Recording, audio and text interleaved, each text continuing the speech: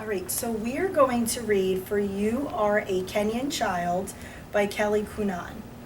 Before we go over this story together, we're going to go over key vocabulary words from the story that you will hear. The first word is watch, to look or observe carefully. Hut, a small building used as a house. Carefully, cautiously. Leap means to jump high. Stream is a narrow river. Hedge is a closed set of bushes. Gourd is a hard-skinned fruit hollowed out for drinking and eating. A chore is a task that has to be done. Switch is a thin rod or cane. Maize is corn. Pasture is an area covered with grass for the grazing of livestock. Meadow is a grassy field used for grazing. Herd is a large group of animals that are kept together. Graze is to allow animals to eat grass in a field. And spear is a long-handled weapon with a blade. So as I read, listen for these key vocabulary words that you will use later on in the activity. So we're going to start For You Are a Kenyan Child. As you listen to this story, try to think about you compared to this Kenyan child. How are you alike and how are you different?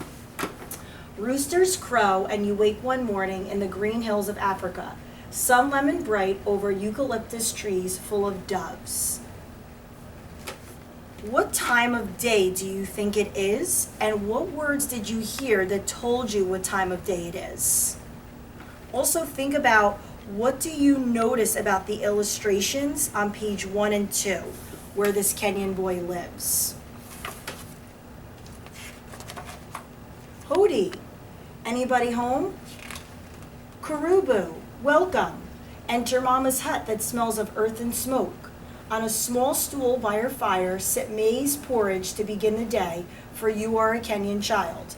Take grandfather's cows to pasture, my son, Mama says. Watch them carefully.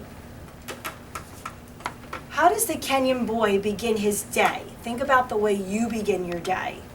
And what does Mama tell her son that he has to do?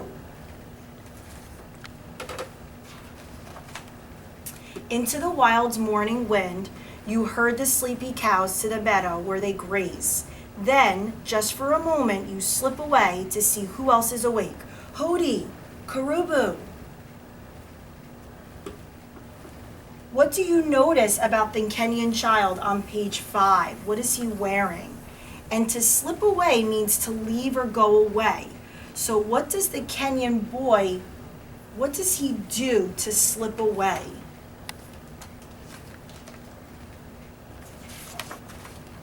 Bashir is opening the tea shop. Red and yellow, beanie on his long loopy hair. He shakes your hand and you shake his, for this is hello for a Kenyan child. He lets you take a good look at him as he cooks. Una taka chapati, he asks, do you want a pancake? And he gives you the first hot one of the day. But wait, what's that out on the doorway? So a few other questions to consider are, on page 7 we see the words Hodi, so that means anybody home, and Karubu, which means welcome. So where is the boy in this setting? A great black monkey hurries by. Run from the shop to look. Chase after it. You want to see it. But the monkey leaps up high to its home in the tops of the trees.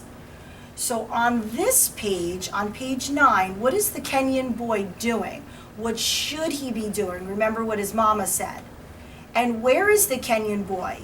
Is he doing what he's supposed to be doing? You are not watching grandfather's cows on the hill, but you haven't been gone so long, have you?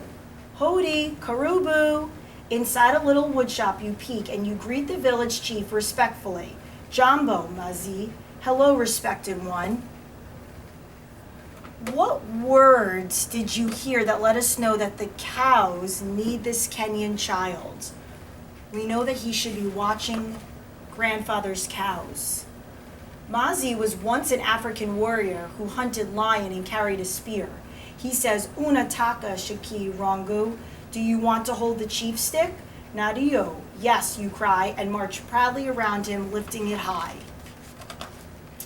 Grandfather's cows are waiting thirsty from the grassy breakfast. They want someone to take them to the stream for a drink. But look who's putting tin dishes on her heads to dry.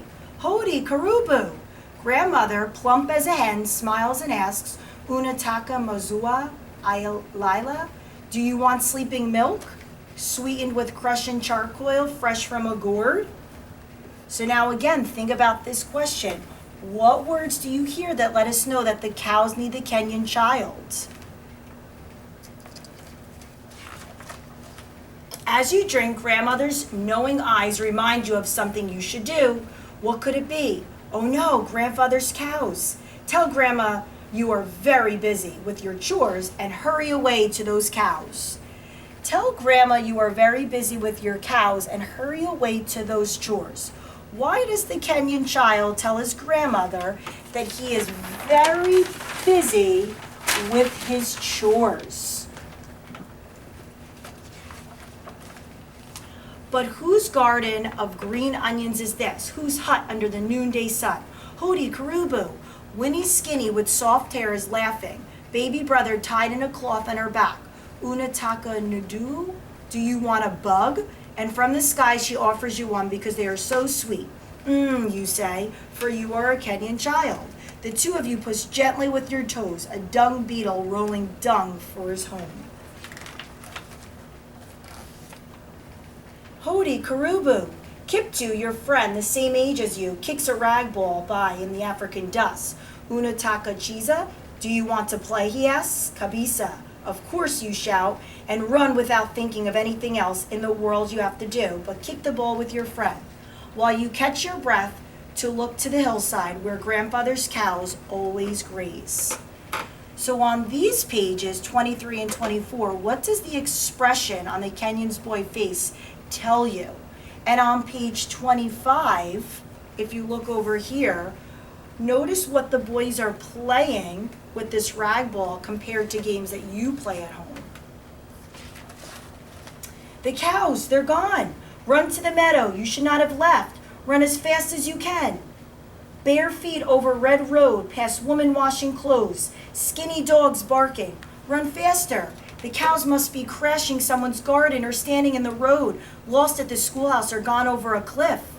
Why did you wander? Why didn't you stay and do the job Mama gave you today? So again, look at his expression here, how it changed because of what he should be doing. Uh-oh, there's grandfather where you should be on the path with his cows, going home for evening tea. Grandfather looks at you and you look down. Then he says, Twindi Nasambi Sasa, let's go home now. And he puts your cow switch back in your hand. So on page 25, how does the grandfather feel about the Kenyan boy? And on pages 25 and 26, what does the grandfather do after he says, let's go home now?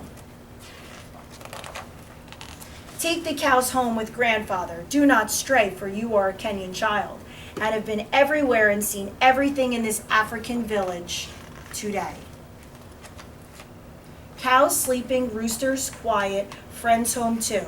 Curl up in your little hut near Mama's and listen closely. You might hear among the tall trees a great black monkey telling her child the story of being chased by a boy until they fall asleep. Like you, like us. So what lesson does the Kenyan boy learn? Think about how you compare to the Kenyan child, what's alike and what's different. And like we learned in class, think about how this story is a creative nonfiction book. Enjoy doing the activities.